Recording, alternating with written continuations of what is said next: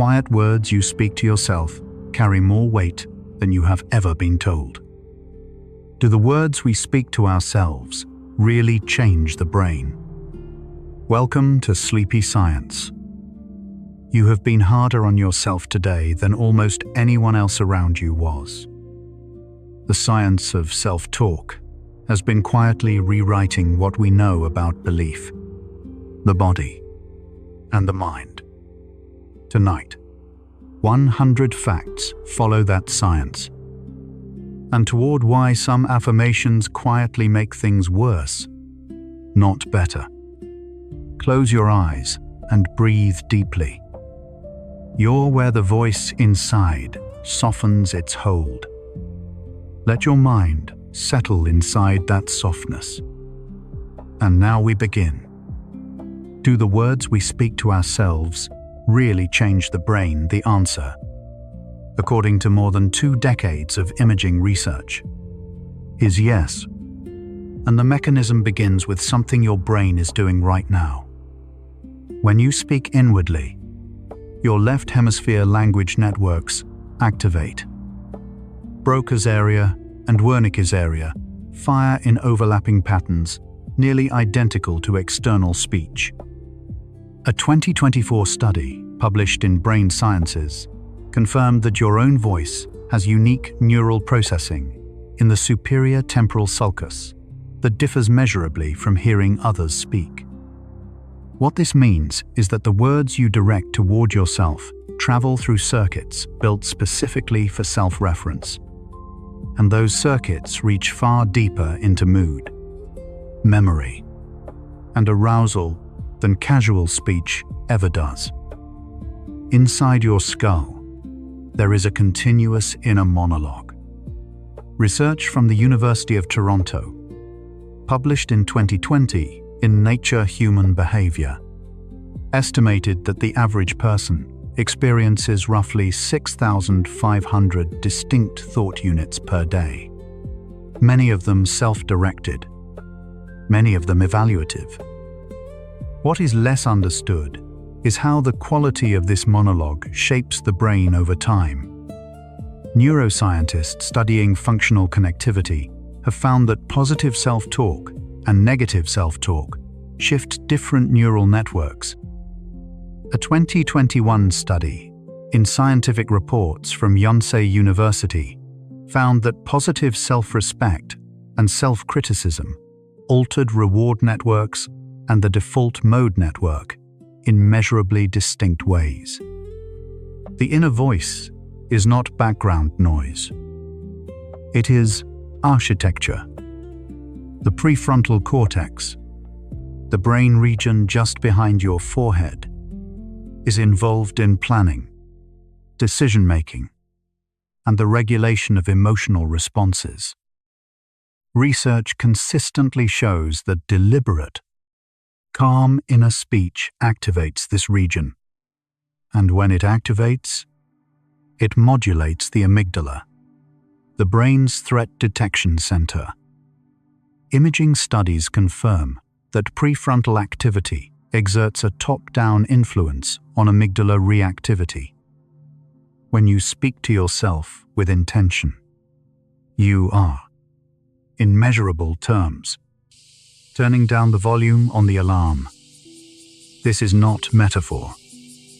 The anterior cingulate cortex, a related region, simultaneously monitors whether what you are saying matches what you believe, flagging mismatches, and growing quieter as alignment between word and felt truth increases over time. The tone of your inner voice matters as much as its content. Researchers at the University of Michigan, led by Ethan Cross, found that people who shifted to speaking to themselves in the third person, using their own first name rather than I, showed meaningfully lower emotional reactivity under stress. This linguistic distance creates a small but measurable gap between the experiencing self and the observing self. When you say you can do this instead of I can do this, you recruit the same cognitive resources used to offer comfort to a friend. The brain responds to that shift. The prefrontal circuits that regulate emotion engage with less effort, and the distress, whatever its shape, begins to loosen its hold. Affirmations, deliberate, personally meaningful statements directed inward, have a documented relationship with the brain's reward circuitry. A landmark study published in Social Cognitive and Affective Neuroscience in 2016 used functional MRI to show that self-affirmation activated the ventral striatum and the ventromedial prefrontal cortex. These regions are involved in reward, valuation, and self-relevance. What this means in practice is that the brain responds to kind, truthful, self-directed statements with something resembling the neural signature of receiving genuine praise. The response is not imaginary. Dopamine, the molecule associated with positive expectation and motivation, participates in this quiet loop. Every time a word you speak toward yourself lands somewhere that recognizes its own worth. Your inner voice moves at a speed that ordinary speech cannot match.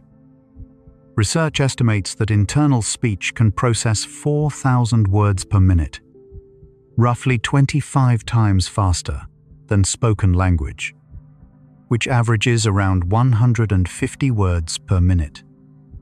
This compression happens because inner speech strips away the phonetic detail that audible speech requires. You receive the full meaning without producing the full sound. The consequence is that your mind generates an enormous volume of self-directed language every hour, most of it beneath conscious attention. The brain's self-talk stream is not a trickle. It is a river moving constantly in one direction or another, shaping mood and neural state with every current it carries. The brain learns through a process called long-term potentiation, the strengthening of synaptic connections between neurons that fire together repeatedly. This is how we learn language, music, and movement. It is also how the inner voice learns its habits. A phrase spoken to oneself night after night leaves a biological trace. The synaptic pathway carrying it becomes incrementally more efficient, more automatic, more deeply embedded in the architecture of self-recognition. This is not the neuroscience of wishful thinking. It is the neuroscience of rehearsal. A thought repeated regularly changes the structure of the brain that holds it, quietly, gradually, in the way that any practiced skill eventually stops feeling like effort and begins to feel like self. Cortisol, the body's primary stress hormone, rises in response to perceived threat. The key word is perceived, because perception is substantially constructed through inner speech. Research from Carnegie Mellon University found that cognitive reappraisal, the deliberate act of reframing a stressful situation using new inner language, measurably lowered cortisol in participants undergoing social stress tasks. You cannot always change what happens, but the words you use to narrate it to yourself, even slightly shifted, even briefly, can alter what your adrenal glands produce in response. Language is not separate from biology. When the inner word changes, the hormone follows. The body listens to the story the mind decides to tell. Heart rate variability, the slight natural fluctuation in time between heartbeats, is one of the most sensitive measures of nervous system balance available. Higher variability indicates greater adaptability. the body able to respond flexibly to demand rather than locked in chronic alert. A 2024 review, published in Stress and Health, confirmed the well-established relationship between cortisol, autonomic function, and psychological state. Individuals in kinder, calmer inner states show more adaptive stress response trajectories. When you speak to yourself gently before sleep, you are not only changing your thoughts, you are nudging the rhythm of your heart towards something quieter, something the research consistently associates with greater resilience and more restorative sleep. Anhedonia, the reduced capacity to experience pleasure, is one of the central features of depression and chronic psychological stress. What is increasingly clear from cognitive neuroscience is that negative self-talk both reflects and maintains anhedonia. The inner critic narrows the range of experiences the brain interprets as rewarding by dampening activity in the very reward circuits that make pleasure accessible. Cognitive behavioral therapy, one of the most rigorously studied psychological interventions, works in part by identifying and restructuring these automatic negative thought patterns, what clinicians call cognitive distortions. Thought by thought, session by session, a new inner language is practiced. And thought by thought, the neural landscape shifts. Sleep and self-talk exist in a feedback loop that runs in both directions. Poor sleep amplifies negative self-talk. A single night of insufficient rest increases emotional reactivity, reduces prefrontal regulatory capacity, and makes self-critical thoughts feel more intrusive and more convincing. Conversely, cognitive arousal, the kind produced by repetitive worried inner speech, is one of the most reliable predictors of delayed sleep onset. A 2025 study published in Sleep Health confirmed that cognitive arousal consistently accounts for more variance in stress-related sleep disruption than somatic arousal does. The mind talking to itself in the wrong direction, in the wrong hour, is one of the most common reasons the body cannot find its way to rest. The brain does not sharply distinguish between experiencing something and vividly imagining it.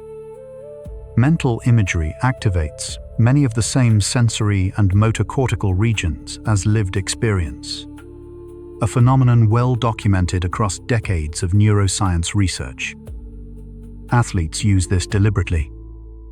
Imagining a precise movement recruits the motor cortex in patterns nearly identical to performing it. The same principle applies to self-directed language paired with imagery. When you quietly repeat a calming phrase while holding a peaceful image in mind, you are running a kind of neural rehearsal, training the brain to recognize and return to a state it has, in some meaningful sense, already visited. The practice creates familiarity. The familiarity creates ease. Children who grow up in environments where caregivers consistently name and validate their emotional states. You seem frustrated. That makes sense. Develop stronger self-regulatory capacities later in life. Developmental psychologists call this mentalization, the use of language to make sense of inner experience. What this research reveals is that the inner voice adults use to manage their emotions is substantially shaped by the voices that once spoke to them from outside. The kindness or harshness of early relational language becomes internalized as the default tone of adult self-talk. This is not a permanent sentence. The same neuroplasticity that encoded it allows later experience, including deliberate practice, to gradually rewrite it. Not all affirmations work equally well. Research by Joanne Wood and colleagues at the University of Waterloo found that for individuals with low self-esteem, affirmations that felt deeply inconsistent with their current self-view could paradoxically worsen mood. The anterior cingulate flagging the mismatch too loudly to ignore. The findings shifted how psychologists think about affirmation practice. The most effective inner statements are not claims the mind sharply rejects, but invitations one step beyond where it currently stands. Not "I am completely confident, but I am becoming more at ease with myself." The distance between the claim and the truth matters. The brain responds to honest reaching more readily than to demands it cannot yet believe. The vagus nerve, the body's primary parasympathetic pathway, runs from the brainstem through the heart, lungs, and gut. When the vagus nerve is well-toned and active, the body can move flexibly between arousal and calm. Research suggests that slow, rhythmic inner speech, the gentle cadence of a quietly repeated phrase, tends to slow breathing naturally, lengthening the exhale. A longer exhale directly stimulates vagal activity through the baroreceptor reflex. This is a physiological pathway, not a metaphorical one. Repeating a calming phrase before sleep is not only a psychological act. It creates a measurable shift in the autonomic nervous system, nudging it toward the parasympathetic state where rest becomes the path of least resistance. The default mode network is the brain's resting state circuit, a set of interconnected regions anchored in the medial prefrontal cortex and posterior cingulate cortex that become active when the mind is not focused on an external task. This network is the seat of self-referential thought. It is where you think about yourself, your relationships, your past, your future. When you lie quietly before sleep, the default mode network engages. What it generates, the quality, the texture, the emotional temperature of those self-directed thoughts, is largely the product of habit. A deliberate self-talk practice, sustained over time, does not silence this network. It trains it. Gradually, the default state becomes gentler than the one that came before. The gut-brain axis, the bidirectional communication network between the enteric nervous system of the gastrointestinal tract and the central nervous system, is sensitive to emotional states, including those shaped by chronic patterns of inner speech. Research links prolonged psychological stress and self-critical thinking to increased gut permeability and disruptions in the gut microbiome. Conversely, positive affect and lower perceived stress are associated with more stable gut function. The precise causal pathways between self-talk and gut health remain an active area of research, and direct links are still being established. But the emerging picture is consistent. What you say to yourself reaches further than the mind. It travels through nerve and chemistry into the body's interior. The reticular activating system, a network in the brainstem, functions as the brain's relevance filter. It primes the cortex to attend to information consistent with current beliefs and goals, and to deprioritize what does not fit. When you repeatedly tell yourself that you are someone who rests well, you are, in a quiet and incremental way. Adjusting this filter, the brain becomes slightly more inclined to notice evidence of that identity and slightly less inclined to amplify evidence against it. This is not self-deception.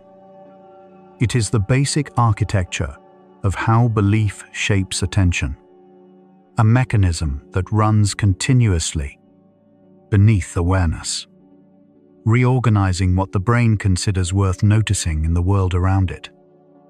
Loving kindness meditation, the practice of silently repeating phrases of goodwill directed toward oneself and others, has been studied extensively in clinical and neuroscientific settings. Research from Stanford University's Center for Compassion and Altruism Research and Education found that regular loving-kindness practice reduced self-criticism, increased positive emotions, and improved social connection. Brain imaging studies show it activates the insular and anterior cingulate cortex, regions involved in interoception and empathetic awareness. Critically, the practice begins with phrases directed toward oneself. This sequencing is not incidental. The research suggests that self-directed kindness is the foundation from which genuine compassion toward others grows most reliably and most durably. Rumination, the tendency to dwell repetitively and passively on negative thoughts, is, at its core, a maladaptive form of self-talk. It is among the most consistently identified risk factors for depression, and one of the primary mechanisms by which psychological distress becomes chronic and self-sustaining. The brain regions active during rumination overlap substantially with those activated during acute threat, meaning the mind experiencing prolonged self-critical inner speech is, physiologically, in a state resembling low-grade emergency. Interrupting this pattern, even briefly, even with a short, neutral, self-directed phrase, activates prefrontal inhibition of the stress circuits. The grip loosens slowly, but it loosens. Sleep consolidates what you have been thinking. During slow-wave sleep, the hippocampus replays experiences from the waking day and transfers their neural signatures to long-term cortical storage, a process called memory consolidation. This process does not distinguish cleanly between factual information and emotional material. Thoughts visited frequently before sleep are candidates for deeper encoding. A 2024 study from the University of Hong Kong, published in Molecular Psychiatry, examined how sleep affects glymphatic functioning and memory networks in older adults, finding that sleep quality shapes the brain structures most involved in how we remember ourselves. The words you bring to the threshold of sleep are not simply discarded. The sleeping brain continues to process them. There is a phenomenon in linguistics called inner speech condensation. In early childhood, self-regulatory language is external and full. A child narrates aloud as they reach, grasp, unsought. As cognitive development proceeds, this narration moves inward and becomes increasingly abbreviated. The adult's inner word is compressed, the full sentence collapsed into an impression, a tone, a flicker of meaning. Research on experienced meditators and deliberate self-talk practitioners suggests that over months of consistent practice, chosen phrases undergo a similar condensation. They become faster, more automatic, more immediately available. The phrase no longer requires conscious construction. Its meaning, and the neural state it carries, arrives in something close to a breath. The hypnagogic state, the transitional zone between wakefulness and sleep, is a period of particular neurological interest. During sleep onset, coherent verbal thought begins to fragment. The inner voice does not simply stop. It dissolves. First into loose, associative language, then into imagery, and eventually into the perceptual experiences we call dreams. Researchers studying this zone have found that the quality of inner speech at its onset influences the character of what follows.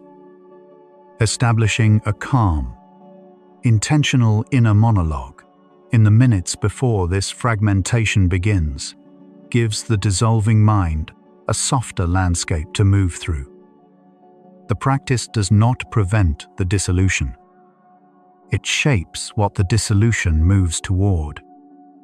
Mirror neurons, cells in the premotor and parietal cortex that activate both when performing and when observing an action, may contribute to the emotional power of vivid, self-directed narrative. When you tell yourself a story about a version of yourself who is calm, rested, and capable, the brain partially simulates the neural conditions of being that person. The mechanism is not mystical. It is the same one that makes watching a skilled performance subtly train your own movement circuits. Self-talk paired with clear internal imagery recruits this simulation machinery.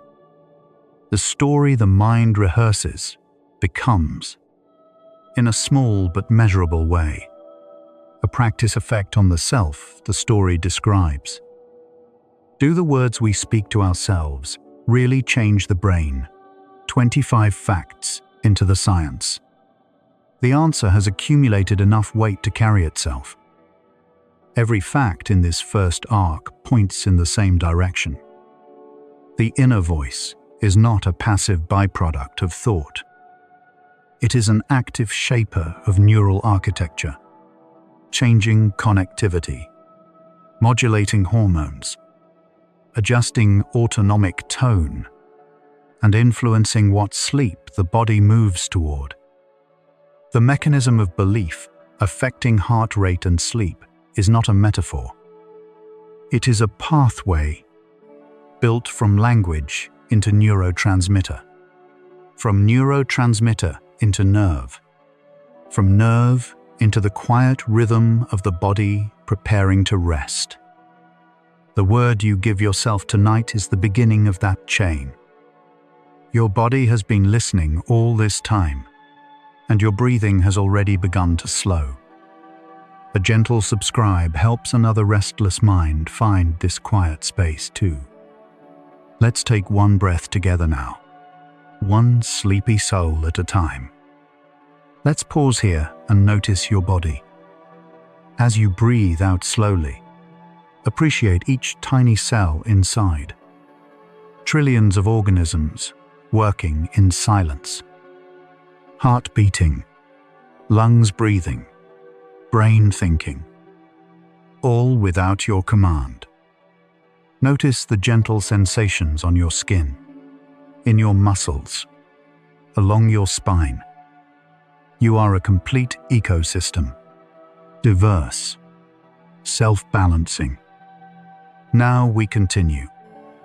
Psychologists distinguish two primary modes of self-talk: instructional and motivational.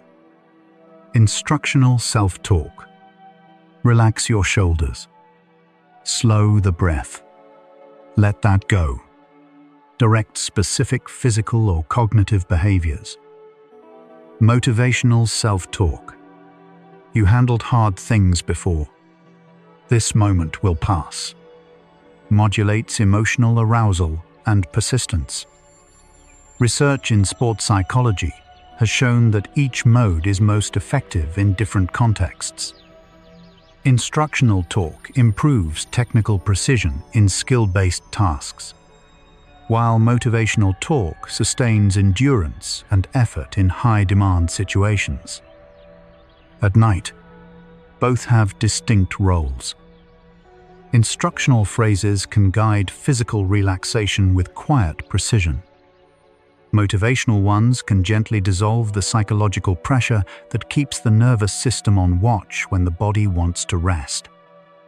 The inner critic, that evaluative, often harsh voice that narrates failure and amplifies self-doubt, is not a personality defect.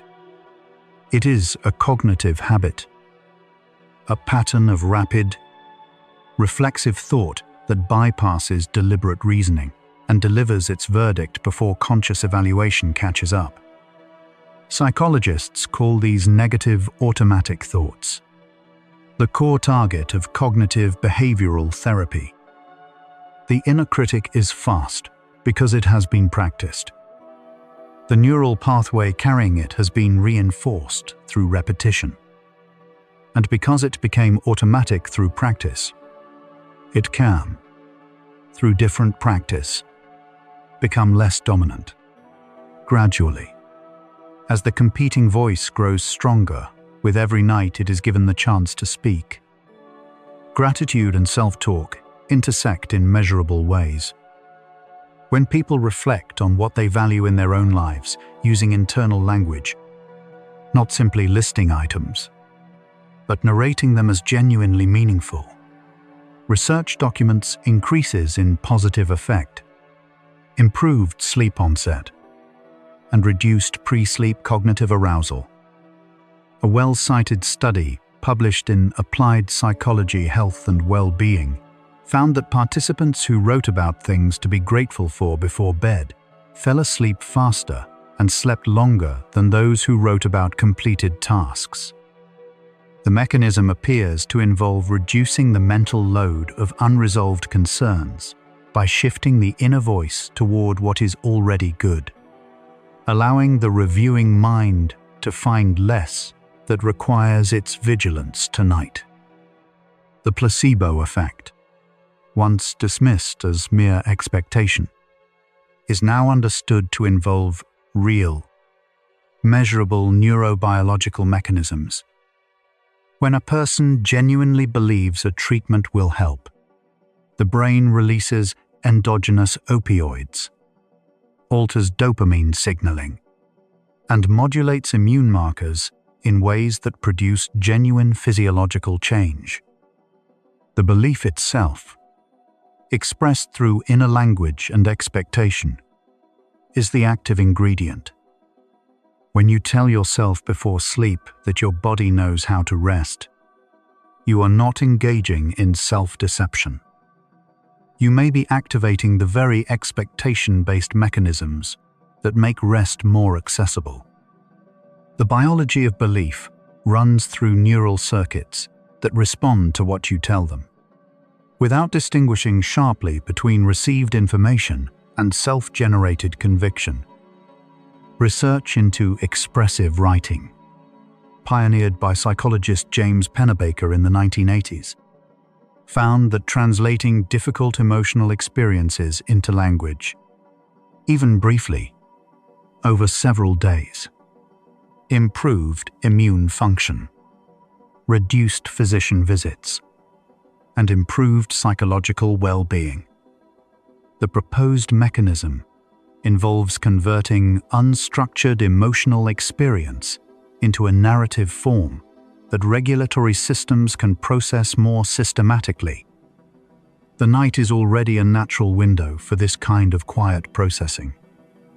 Inner speech that gently narrates the emotional texture of the day, acknowledging difficulty without amplifying it, may offer a version of this same consolidation. The night is not only a time to stop, it is a time to make meaning of what the day contained. The insula, a cortical region folded within the lateral sulcus, is the primary neural seat of interoception, the perception of the body's internal states. It registers heartbeat, hunger, warmth, physical tension, and the felt quality of emotion. Research has found that self-compassion practices, including kind, inner speech, directed toward oneself during difficulty, are associated with increased insular activation in ways that improve awareness and regulation of bodily states. When you speak gently to yourself, you are not only changing how you think about your situation, you are changing how you sense your own interior, more present to the body, more able to respond to what it actually needs, rather than what anxiety insists it requires. The body's biological clock is regulated by the suprachiasmatic nucleus in the hypothalamus, a small cluster of roughly 20,000 neurons that governs the timing of cortisol release, core body temperature, melatonin production, and mood. Cortisol naturally peaks in the early morning and declines through the evening. In the hours before sleep, as cortisol falls and melatonin rises, the neurochemical environment shifts toward one that is more receptive to emotional processing and consolidation. Research suggests this may represent an optimal window for self-directed affirmation practice, not because the content changes, but because the physiological context is more amenable to encoding it. The night is already inclined toward receptivity. The words you offer it find softer ground. Research in emotion regulation distinguishes clearly between suppression and reappraisal, and the difference has measurable neural consequences. Suppression involves telling yourself not to feel something. Stop worrying. Don't think about that. Studies consistently find this strategy less effective, and often observe that it increases the intensity of the suppressed material over time. Reappraisal involves using inner language to shift the meaning of an experience. This difficulty is temporary. This feeling is information, not a verdict. Reappraisal recruits prefrontal regulatory circuits that genuinely moderate limbic reactivity. Suppression tends to simply delay the response. The language matters, not just what is said, but whether the inner speech is fighting the feeling or placing it in a wider frame. Psychologist Albert Bandura's work on self-efficacy, the belief in one's capacity to perform specific tasks and manage particular challenges, identified internal language as one of its primary construction materials. High self-efficacy is associated with better performance, greater persistence under difficulty, and improved well-being across domains. Crucially, it is built and maintained through the ongoing inner narrative. What you tell yourself about what you have done before, what you are capable of now, and what is realistically possible next. Affirmations that rehearse past competence and orient toward genuine possibility are not self-delusion. According to Bandura's framework, they are a legitimate mechanism for maintaining the beliefs that determine what you attempt, and therefore what becomes available to you. Pre-sleep cognitive arousal. The pattern of active, often anxious thought that many people experience when they lie down is one of the most extensively studied phenomena in sleep science. When external demands fall away, the mind turns inward, and for many people, what it finds is a backlog of unresolved concerns. This is the brain doing what it evolved to do: reviewing for unfinished business, monitoring for potential threats. The challenge is that this monitoring is often undirected. A deliberate inner speech practice at this juncture does not eliminate the monitoring impulse. It gives the monitoring brain a more useful assignment, something that does not escalate the arousal it was meant to resolve. Gamma-aminobutyric acid, known as GABA, is the brain's primary inhibitory neurotransmitter. It slows neural firing, reduces anxiety, and is essential for the transition from wakefulness into sleep. Several sleep medications work by enhancing GABA receptor activity. Research has found that mindfulness-based practices, including the kind of deliberate, present-focused inner speech used in self-compassion and affirmation work, are associated with increased GABA-ergic activity in brain regions involved in relaxation, the breath, and the quiet word carried on it, does not bind to the same receptor as a sedative, but it reaches some of the same neural territory through a pathway that requires nothing but attention and a willingness to return. Oxytocin, the neuropeptide associated with social bonding and caregiving, is released not only during connection with others, but also during self-compassion practices.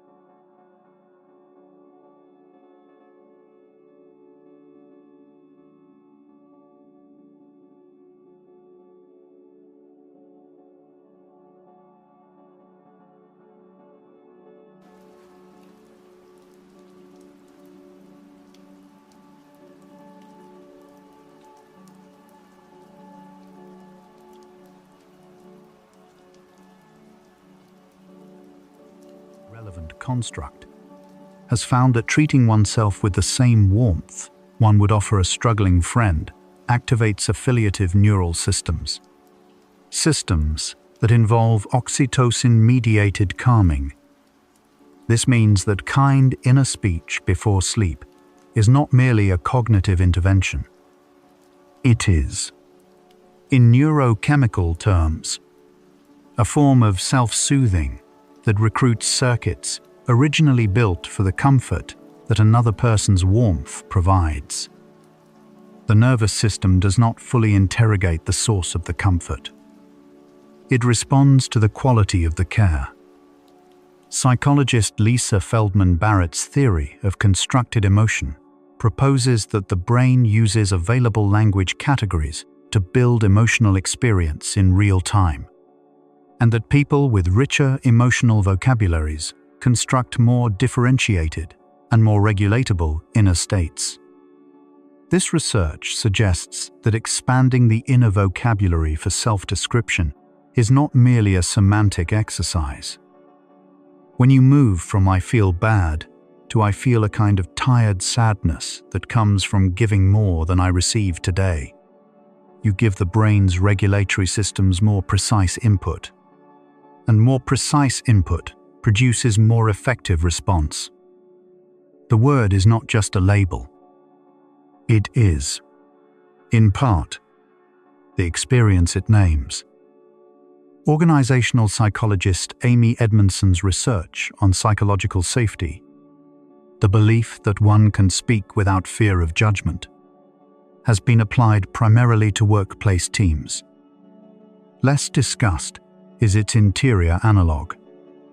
The degree to which your own inner voice creates a sense of safety within yourself. When the inner critic is harsh and unforgiving, the mind exists in a state of chronic low-grade threat, vigilant and unable to relax its monitoring.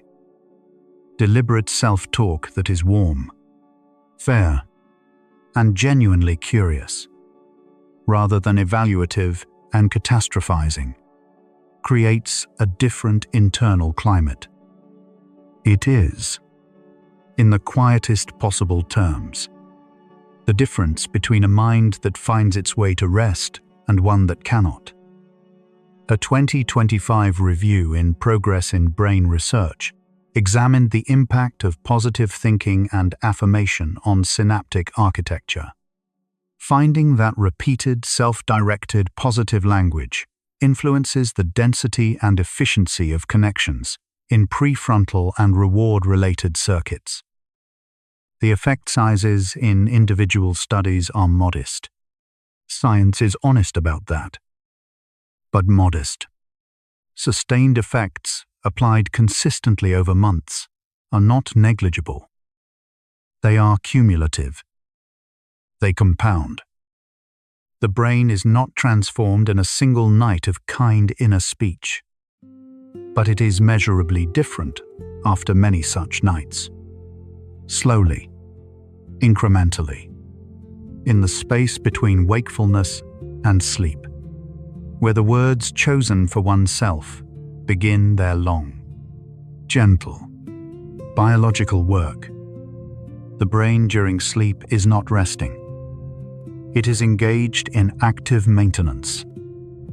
A landmark paper published in Cell in January 2025, the most detailed study of glymphatic clearance mechanisms to date, identified tightly synchronized oscillations in norepinephrine, cerebral blood volume, and cerebrospinal fluid as the primary drivers of brain waste clearance during NREM sleep.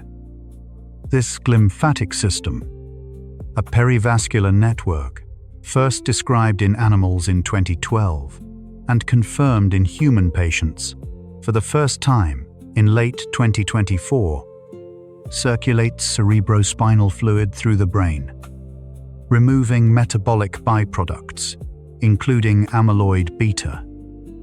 The self-talk you practice before sleep shapes the autonomic and arousal state that sleep begins from, and that state shapes how completely this restorative work can proceed. Narrative identity. The concept developed by psychologist Dan McAdams proposes that people construct a sense of self through the ongoing story they tell themselves about their own life. This inner autobiography is not a fixed archive. It is continually revised and reframed through the language of self-reflection. The emotional tone of the narrative, whether it tends toward agency and growth or toward helplessness and stagnation, has measurable effects on psychological resilience. Nightly self-talk, however brief, participates in this revision. Each evening is a small editorial decision, whether to write the day's final line in a voice that leaves more room for rest, or one that holds the tension open until morning. In the 1970s, cardiologist Herbert Benson described what he called the relaxation response, a physiological state characterized by reduced heart rate, lower blood pressure, slower breathing, and decreased muscle tension, the body's counterpart to the stress response. Benson found this state could be reliably induced through repetitive mental focus, including the silent repetition of a word or phrase. This finding has been replicated across decades and populations, and is among the most robust in mind-body medicine. The repeated inner word does not need to carry any particular content. It needs to be consistent, calm, and free of the cognitive urgency that keeps the nervous system in readiness. Tonight, any phrase that feels true and gentle will do. Implementation intentions. A self-regulatory strategy studied extensively by psychologist Peter Gollwitzer involve mentally rehearsing a specific response to an anticipated situation. When I notice my mind racing before sleep, I will take one slow breath and say the night is safe. Research consistently finds that people who form these specific if-then mental plans follow through at substantially higher rates than those who form only general intentions to change.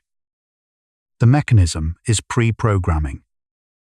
The inner voice becomes a script rehearsed in advance, already loaded and ready when its trigger arrives.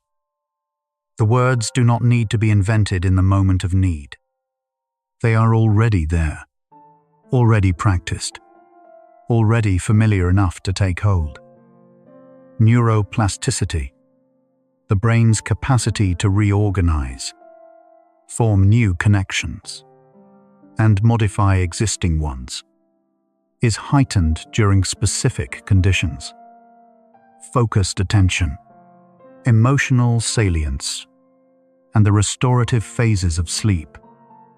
This means the brief window before sleep onset, when emotional resonance is often elevated and the brain is transitioning through alpha rhythms toward the slower activity of early theta, may be a particularly receptive period for new self-talk patterns to be encoded. The science does not suggest that a single night is sufficient, but it does suggest that the practice timed to this window is not arbitrary. It coincides, perhaps by intuition, perhaps by design, with one of the hours when the brain is most open to change. The relationship between self-compassion and physical health outcomes has received increasing research attention in recent years. Studies examining inflammatory markers, interleukin, ZEX, C-reactive protein, find that chronic self-criticism is associated with elevated systemic inflammation.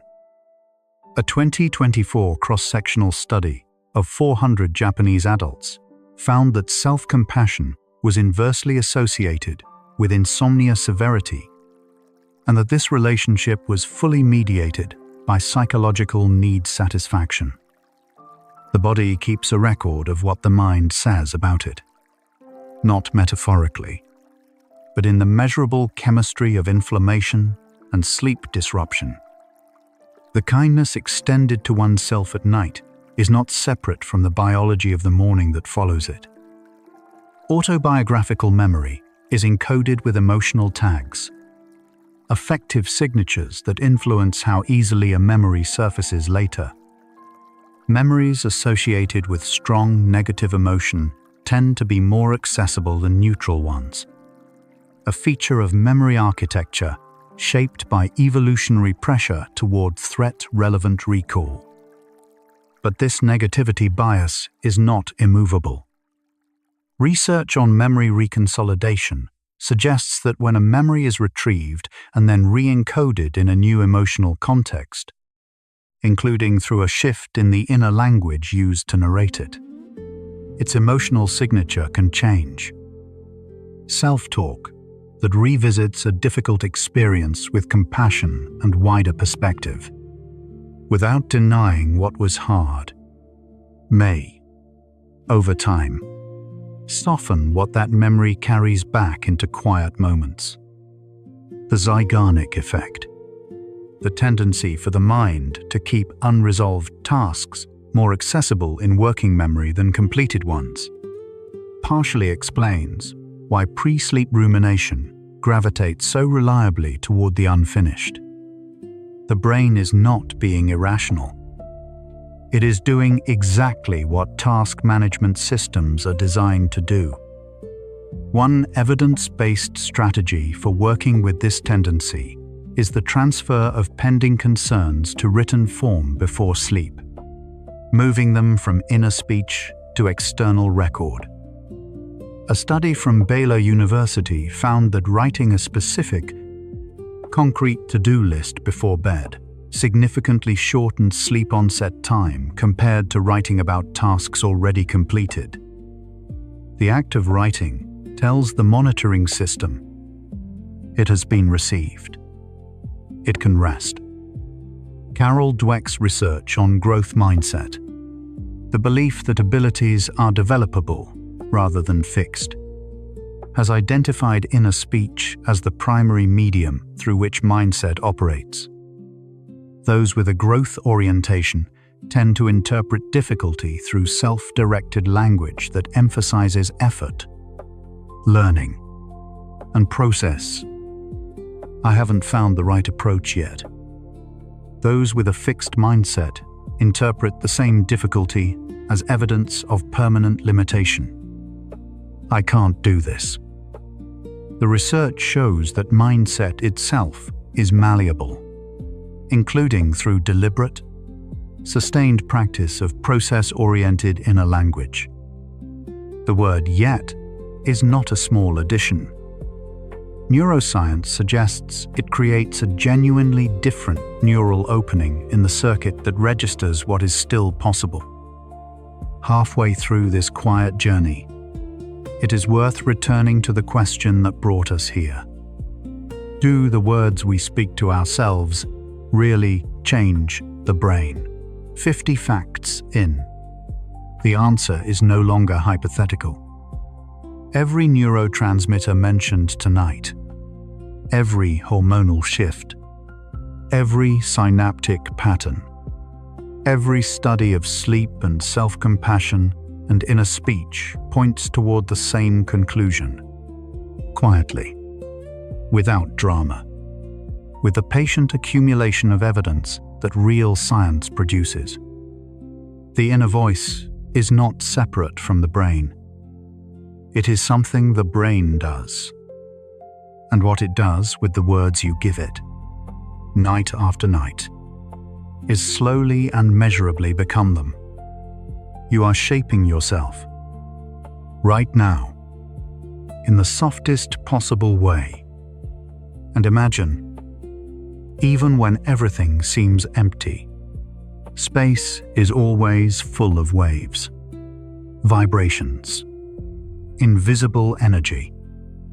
The space inside and around you is never truly empty. Imagine you're floating on a calm lake, but beneath the surface, there's always a gentle current. Now we continue the journey. Words change neural architecture gradually, in the way water shapes stone. Not through force, through return. The phrase you come back to, night after night, leaves a trace, a slightly more accessible pathway, a slightly more familiar circuit that accumulates across time into something that begins to feel like a different kind of self. You are not the same person you were 10,000 nights ago. And the words spoken across those nights were part of what made the difference. Tonight is one more night. The path is already there. The word is already waiting for you to begin. Kristin Neff's research established self-compassion, treating oneself with the same warmth one would offer a close friend who is struggling, as a distinct and measurable psychological construct. A 2025 longitudinal study found that self-compassion predicted sleep efficiency as a behavioral measure, not just subjectively reported sleep quality. Self-compassion and self-continuity together accounted for significant variance in how efficiently people actually slept, independent of self-esteem. Self-esteem rises and falls with performance. Self-compassion is available regardless of how the day went. The affirmation that does not require a good day to be true is the one the resting mind can hold without argument. The default mode network, organized around hubs in the medial prefrontal and posterior cingulate cortices, is the brain's habitual landscape. What it returns to, what it generates as the natural texture of resting thought, is shaped by what it has been most often given to work with. When self-referential thought is consistently self-critical, the resting brain learns to treat self-criticism as its neutral state. When self-referential thought is consistently warmer and more forgiving, the resting brain learns that instead, the default shifts, over time, toward the temperature of its most frequent weather. Tonight's inner word is one small degree in that gradual change. Mind-wandering, the state in which attention disengages from the present task and moves inward, recruits the default mode network and generates narrative threads that seed later thinking. Creativity, and emotional processing. Research has found that the direction of mind wandering is shaped by recent inner speech. A mind primed by calmer, more compassionate, self-directed language before sleep tends to wander in directions that are less threatening and more generative.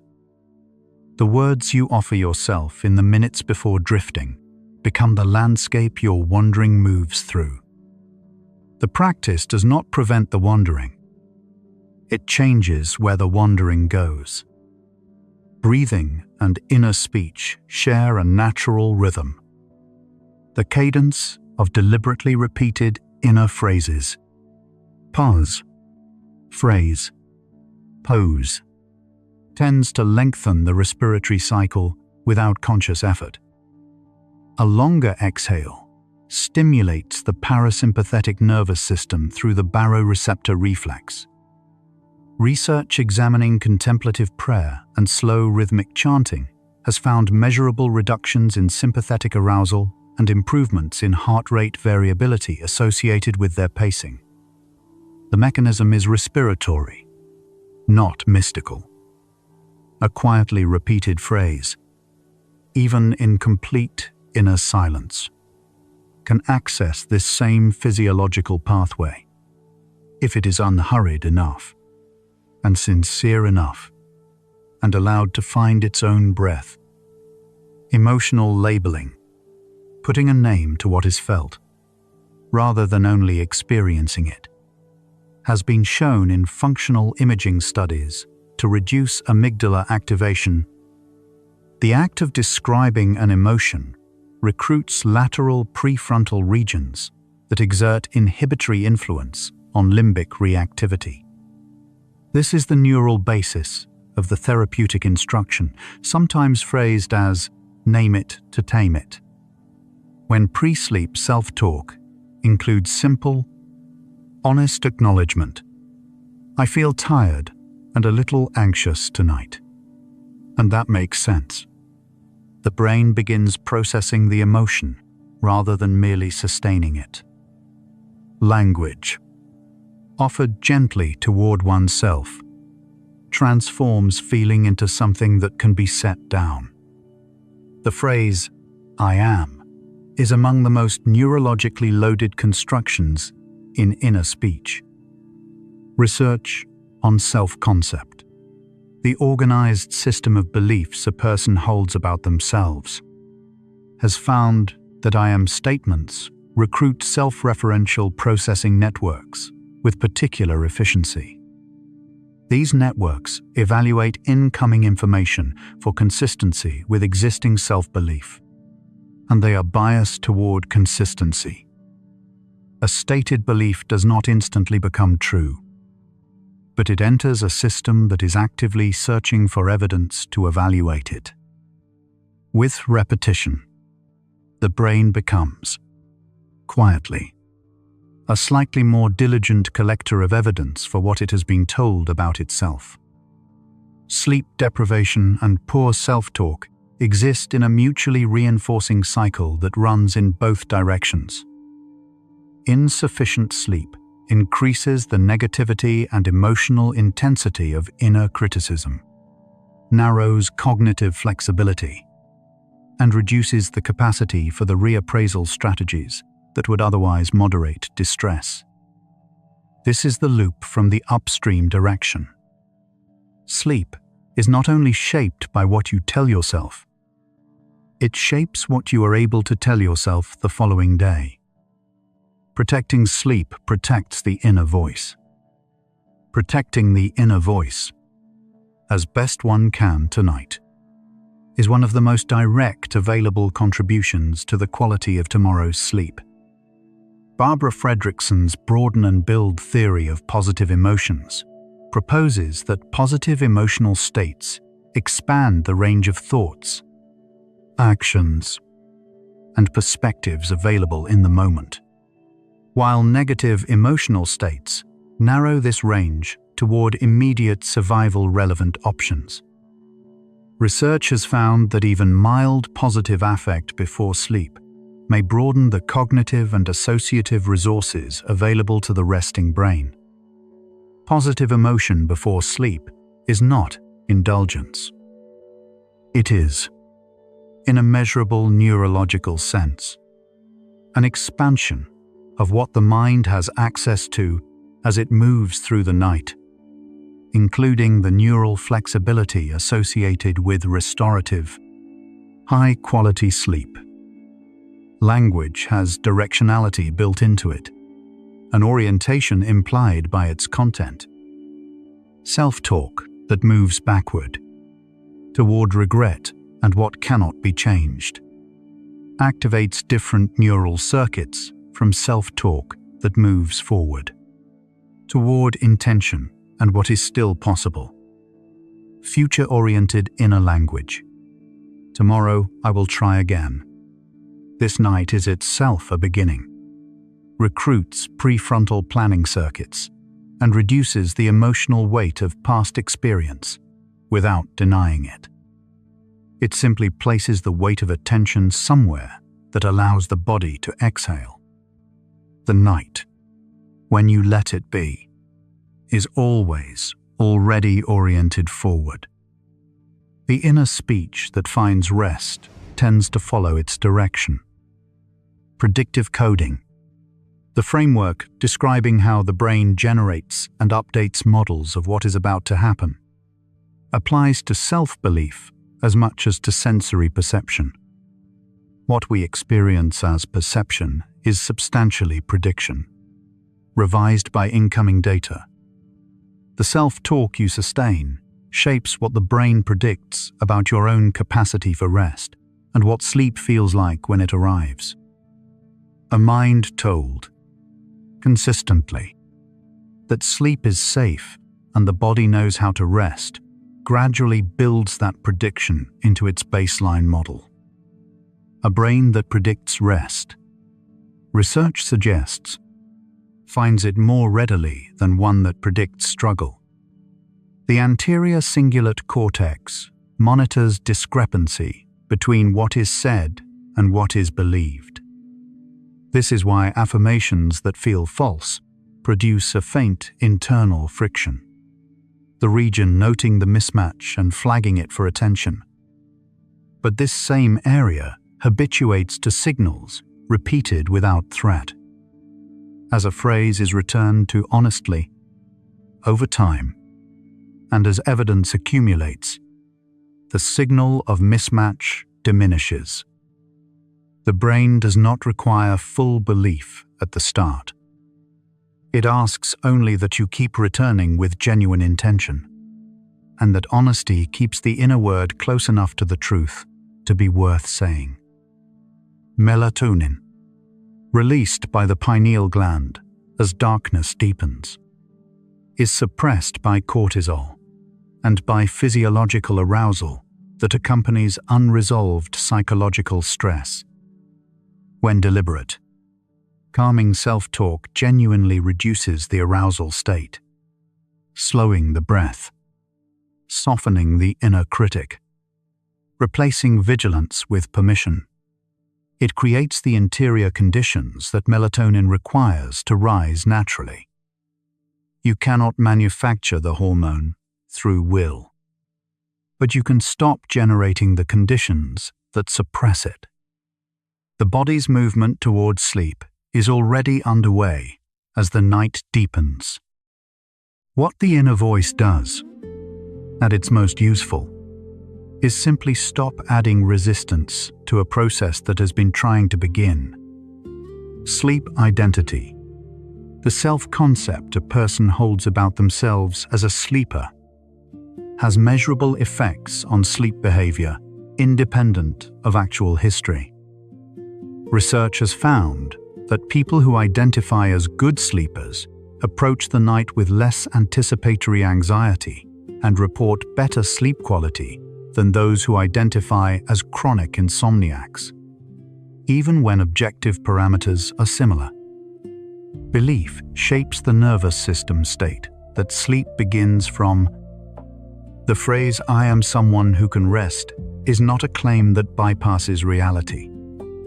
It is the beginning of a different relationship with the night, one that the body, given time, gradually learns to recognize as its own.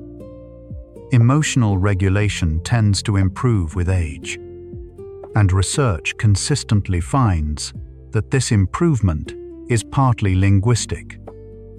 Older adults show reduced rumination, more consistent use of positive reappraisal, and greater tolerance of emotional complexity compared with younger adults. This phenomenon, sometimes called the positivity effect, reflects decades of accumulated inner speech experience, the gradual refinement of what to say to oneself in difficulty and what to let go of. The inner voice does not automatically grow wiser with age, but given sufficient practice, given nights like this one, it can. The voice gets better with use, when the use is patient and kind. Research in pain psychology has found that self-directed, compassionate inner speech during painful experience reduces both the subjective intensity of pain and associated emotional distress. The proposed mechanism involves activation of endogenous opioid pathways, the same neural systems that respond to physical comfort from another person. This finding extends into emotional pain, the distress of self-doubt, inadequacy, and exhaustion recruits many of the same neural pathways as physical pain. The inner compassion that meets this distress is, in neural terms, not categorically different from the soothing effect of another person's presence. The kindness works, regardless of the form of the hurt that receives it. Music and language share overlapping neural substrates. The brain regions involved in processing melodic contour, rhythmic pattern, and emotional tone overlap substantially with those involved in processing self-directed language. Affirmations repeated with a gentle internal rhythm, even in silence, may recruit these shared systems in ways that purely propositional inner speech does not. This is part of why rhythmic contemplative practices across cultures, from mantra to prayer to chant, have persistent physiological effects. The inner voice, given a soft rhythm, carries its meaning further into the mind. Let the words find a pace the body can follow without trying. State-dependent memory describes the phenomenon in which information encoded in a particular physiological and emotional state is most easily retrieved when the person returns to that same state. A calming self-talk practice, carried out regularly in the pre-sleep drowsy state, is encoded specifically for retrieval in that state, becoming most accessible precisely when it is most needed. The phrase arrives without having to be constructed. It is already there, already familiar to the particular quality of this hour.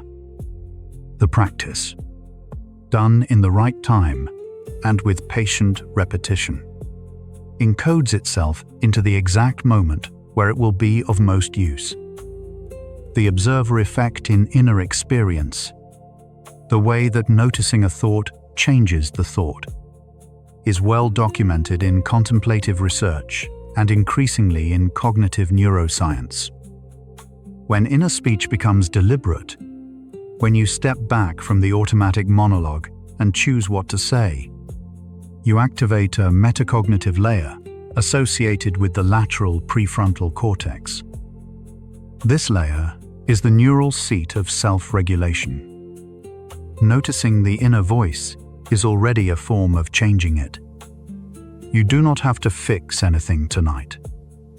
You only have to observe what you are telling yourself and decide, gently, if that is really what you want to say.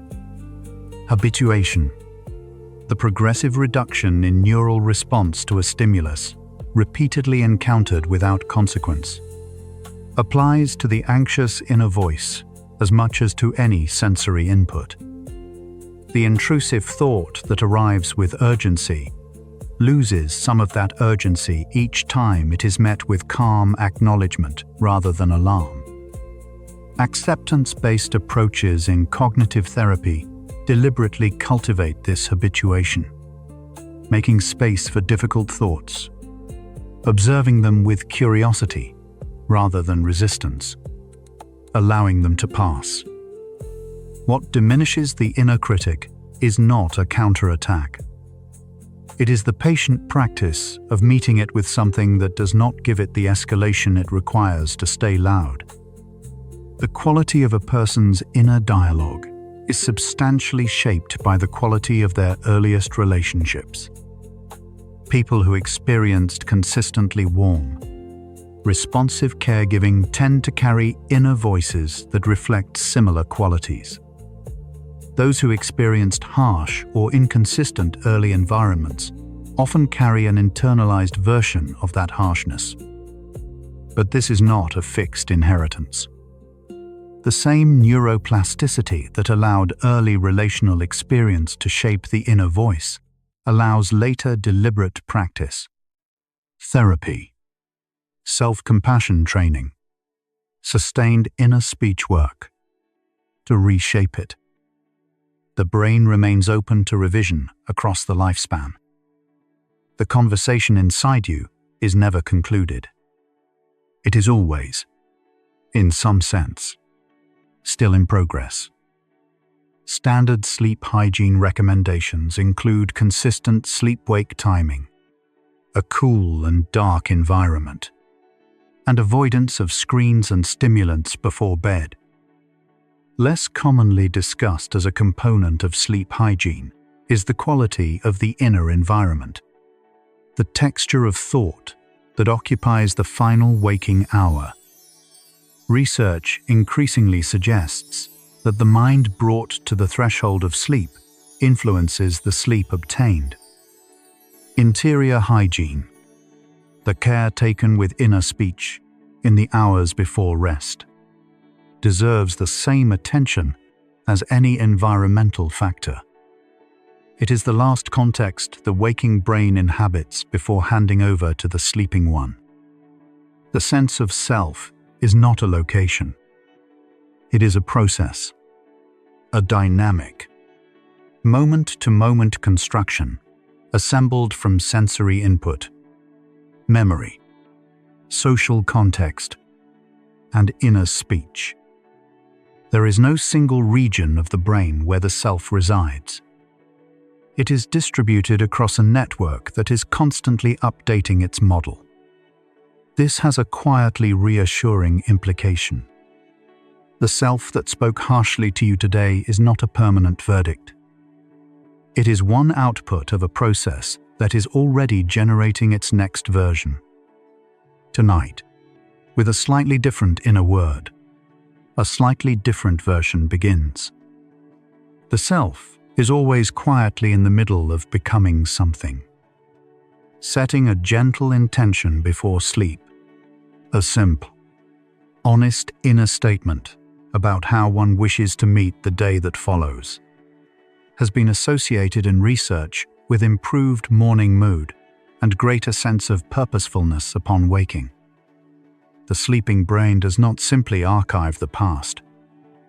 It also models likely futures, running simulations that are influenced by the information carried into sleep. An intention held at sleep onset is among the inputs that shape those models. It does not need to be kept perfectly. It only needs to be a genuine direction, a quiet signal given to the dreaming brain about where you would like to go. Do the words we speak to ourselves really change the brain we have traveled far enough through the science to answer? Yes, through measurable, biological, reproducible pathways. The mechanism of belief affecting heart rate and sleep is no longer speculative. It runs through every structure described tonight. through the prefrontal cortex's modulation of amygdala reactivity, through the autonomic shifts that follow deliberate, calming inner speech, through the neurochemical conditions that determine how readily melatonin rises. The inner word is not separate from the body. It is the beginning of a chain that reaches all the way down to how the heart beats in the dark.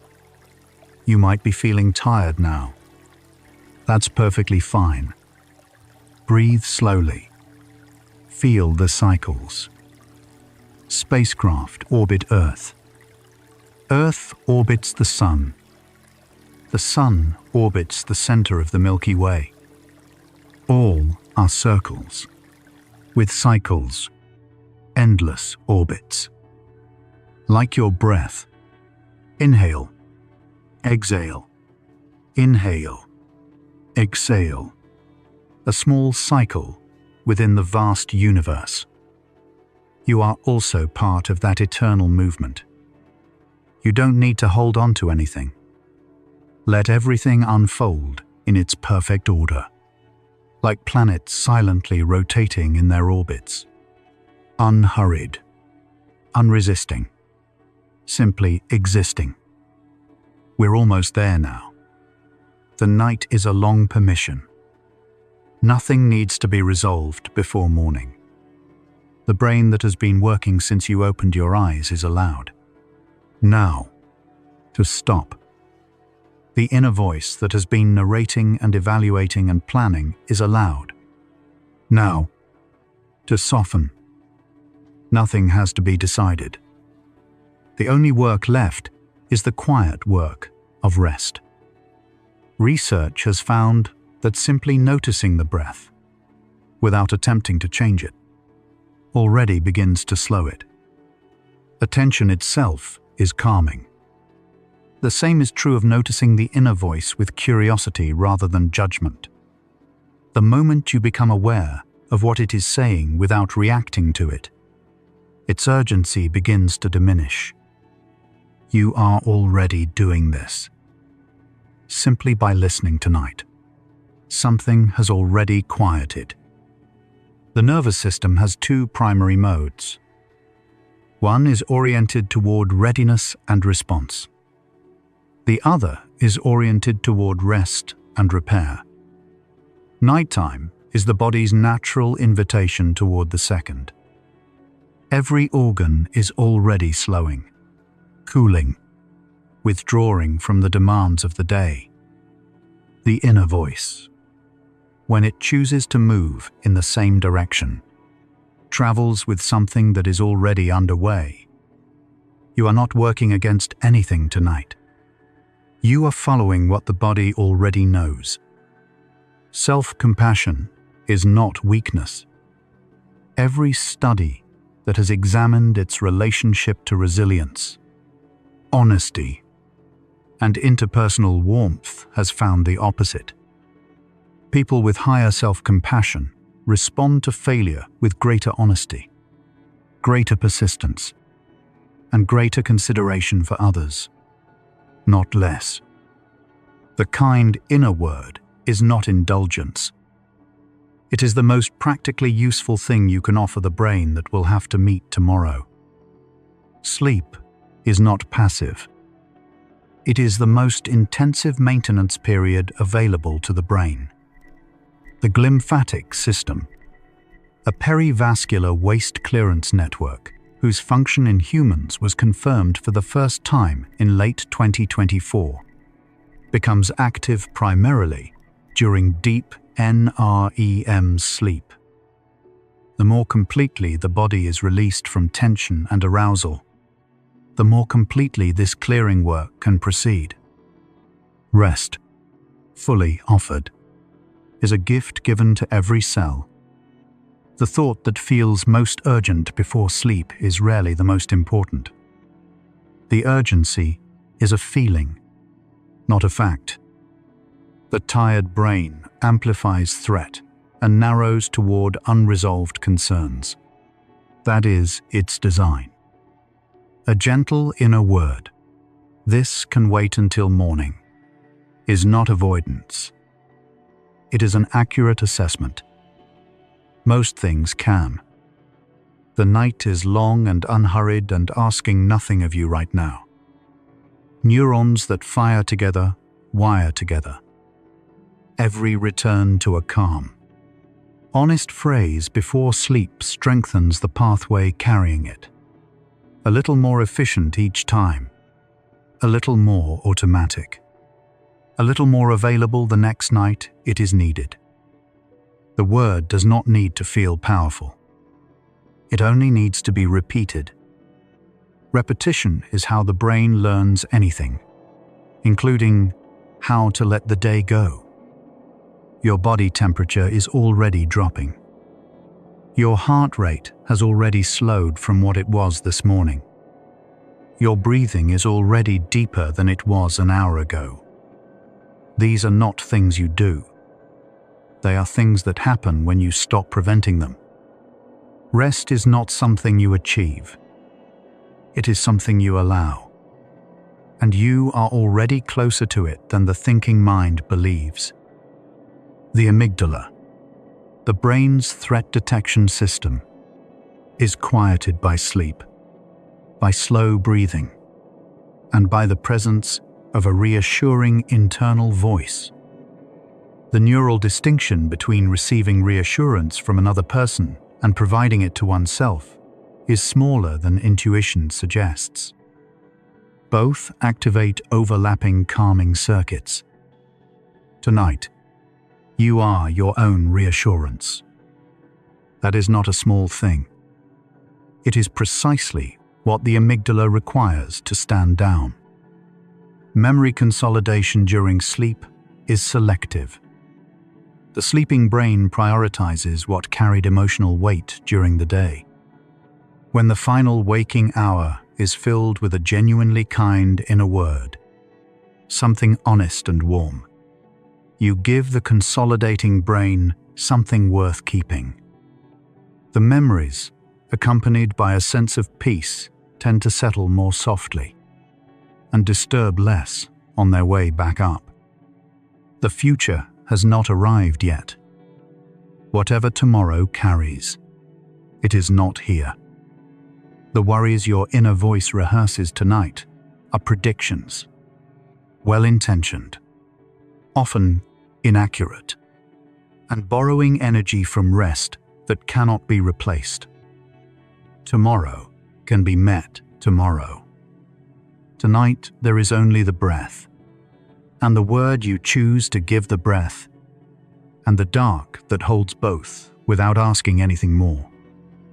The deepest stages of sleep, slow wave sleep, are most prevalent in the early part of the night and represent the period of greatest growth hormone release, immune activity, and cellular repair.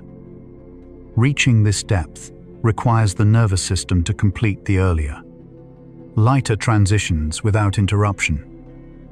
A mind that arrives at sleep onset, already softened and already quieted, makes those transitions more smoothly. The deepest rest waits just beyond the threshold of genuine release. Some of what you told yourself today about who you are was true. Some of it was fear. And some of it was simply old, a habit of narration that no longer fits the person having it. Tonight is a quiet revision. Not dramatic, not final, just a patient, honest word in a different direction, offered in the dark, in the language of rest. Across cultures and across recorded human history, people have brought repeated inner phrases to the threshold of sleep. Prayers, mantras, affirmations, intentions. The specific content changes. The function does not. To give the releasing mind something worth returning to as coherence dissolves. You are doing something very old tonight. The brain that needs a gentle word before sleep has always needed one. This is not new. It is ancient. Dopamine responds not only to receiving something, but to expecting it. A mind that approaches the night with genuine permission, that allows itself to anticipate rest without bracing against it, releases dopamine in the expectation itself.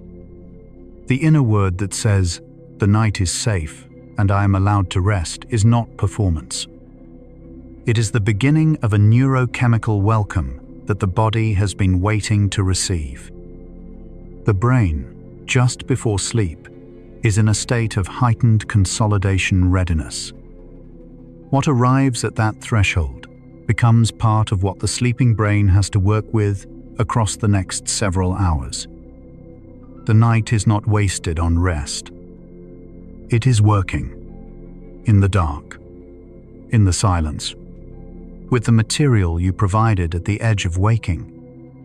The final word you give it matters more than you think. Your inner voice has been present longer than any other relationship in your life. It was there before you could name it.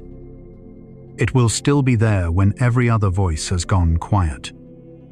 It is the most continuous presence in your experience of being alive.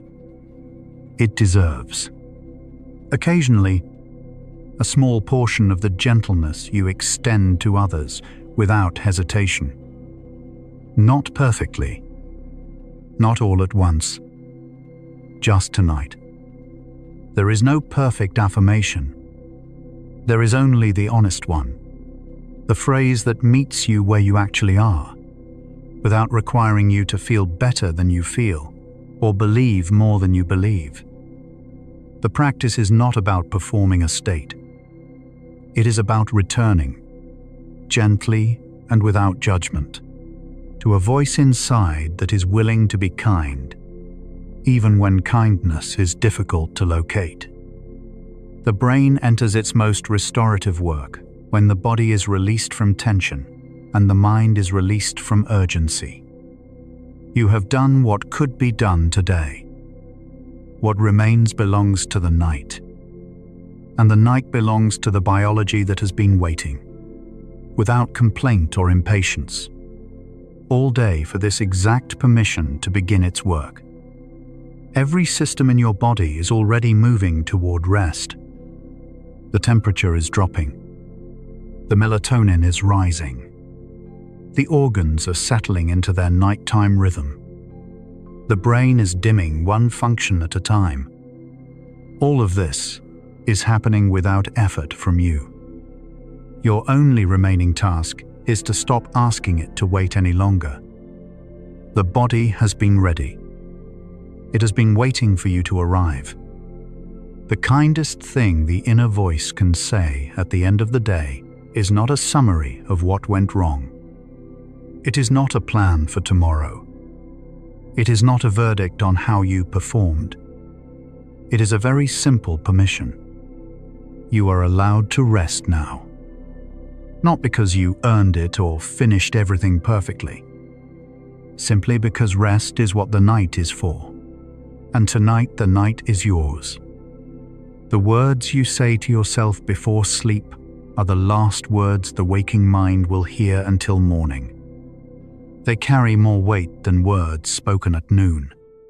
Not because they are louder, but because they arrive at the threshold where waking ends and the sleeping brain takes over.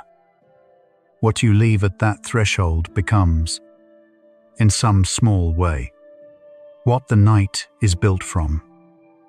Leave something soft. Leave something true. You have listened for a long time tonight. That willingness to be still, to let the science arrive slowly, in a language that does not demand anything of you, is itself a practice. The brain notices it.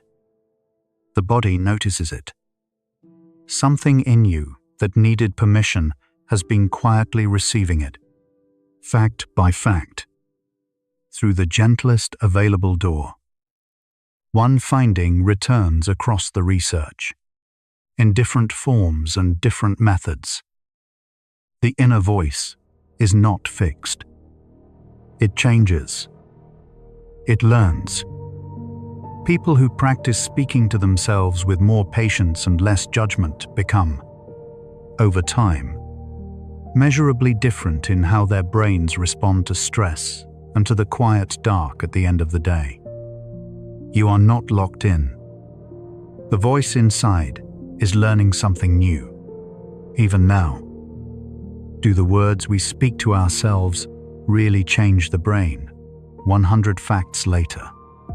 The answer is the same one it was at the beginning, except now you have traveled through the evidence that holds it. The mechanism of belief affecting heart rate and sleep runs through the exact circuits that have been quieting throughout this hour. The words found their way in. They always do, when the night is this still and the listening is this willing. And so, our quiet journey through the science of self-talk comes to a gentle close. We've traveled from the first words a child speaks aloud to organize their world, to the final phrase, a tired mind offers itself before sleep. Discovering along the way that the inner voice is not a passenger in the brain. It is one of its most active architects. From the prefrontal cortex's quiet authority over the amygdala's alarm, to the glymphatic system, waiting in the dark for the body to finally release. We've glimpsed how inner speech is both the most ordinary thing we do and one of the most consequential. Self-talk reminds us that the mind is always in conversation with itself. Much of the brain's most important work happens in silence. In the language it uses to describe the day to itself before letting it go. Every person practicing this tonight is doing something quietly courageous. Returning, one more time, to a kinder way of speaking to the one mind that hears every word. In these final minutes, take the deepest breath you can, as deep as possible. Think about unity of every atom, every event, every moment in the universe. You are not separate. You are a link in the endless chain. Think about consciousness itself. Yours, mine, everyone listening. All awareness, everywhere. Perhaps all connected in ways we don't yet understand. You are not alone in the universe of minds. Let your entire being dissolve into the ocean of consciousness, into dreamless rest, into the space before thought. Prepare for deep sleep. No boundaries left. Only peace. Perhaps this thoughtful exploration of the mind brought you relaxation, rest, or quiet curiosity tonight. A gentle like and subscribe helps other sleepless souls discover this peaceful space too. It only takes a moment, but it means the world to us. One quiet tap, one sleepy soul at a time. But there's no need to do anything now. Nothing at all. You've traveled far tonight, farther than most journeys take you. You can allow these thoughts of self-talk to fade now, like the last voice in a room going quiet, leaving only the settled calm behind. Let your breathing deepen. Let your body feel heavier, as if the earth has gently reached up to hold you from below. If sleep comes, let it carry you like a current you stopped swimming against, smoothly, inevitably, into a place where time and weight no longer matter. If your eyes are still open, the next video is waiting for you, ready to continue the journey. But if they're closed, stay there. Stay in the darkness that feels safe and warm. Tomorrow, the inner voice will still be there. The quiet conversation between mind and body will still be continuing.